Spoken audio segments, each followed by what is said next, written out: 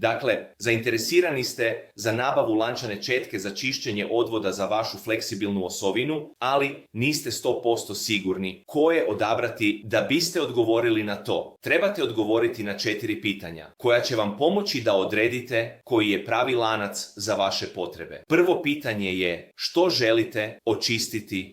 PVC cijevi ili cijevi od livena, glina ili čelika. Ako koristite ovaj lanac u PVC cijevi, želite biti sigurni da lanac koji odaberete nema tvrde metalne dijelove na svojim krajevima.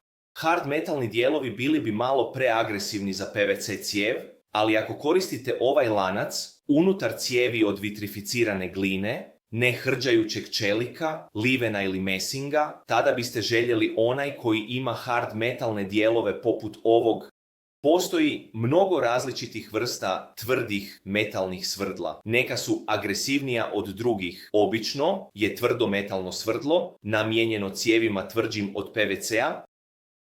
Drugo pitanje koje trebate postaviti sebi je hoćete li koristiti ovaj lanac za odstranjivanje kamenca ili ćete koristiti ovaj lanac za uklanjanje blokada. Cirkularni lanac, koji možete vidjeti ovdje, ima više pojedinačnih zuba. Na zidu cijevi u bilo kojem trenutku to čini ovaj lanac prikladnijim za zadatke odstranjivanja kamenca, dok je običan lanac poput ovog s 3 pojedinačna lanca mnogo bolji za uklanjanje blokada.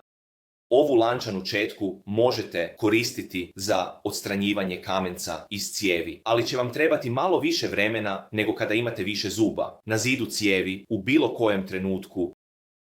Sljedeće pitanje koje trebate postaviti sebi je koja debljina osovine se koristi. Ako koristite osovinu debljine 6 mm ili četvrt inča ili osovinu debljine 8 mm i 5/16 inča, trebat ćete koristiti lakši lanac.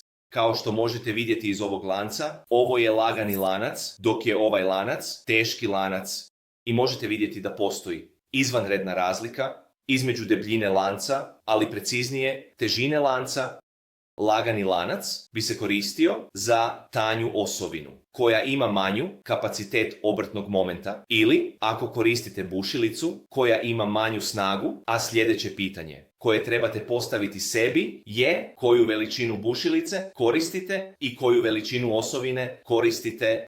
U trenutku kada koristite osovinu od 3/8 inča ili 10 mm ili kada se odlučujete za osovinu od pola inča, što je 12 mm, u tom slučaju biste koristili mnogo teži lanac, jer bi mogao podnijeti mnogo veće opterećenje momenta. I posljednje pitanje koje trebate postaviti sebi je u kojoj promjeri cijevi ćete raditi.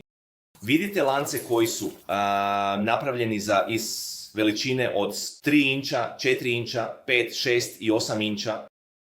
Ti lanci uvijek će imati 3 seta pojedinačnih lančanih karika, dok su lanci namijenjeni za cijevi promjera 2 inča obično se koriste s osovinom debljine 6 mm ili četvrt inča, imaju ili 1 ili 2 seta lanaca koji čine lančanu jedinicu. Nadam se da je to bilo korisno. Ako imate bilo kakvih pitanja ili niste sigurni, slobodno nas kontaktirajte u bilo kojem trenutku. Želim vam divan dan. Ćao!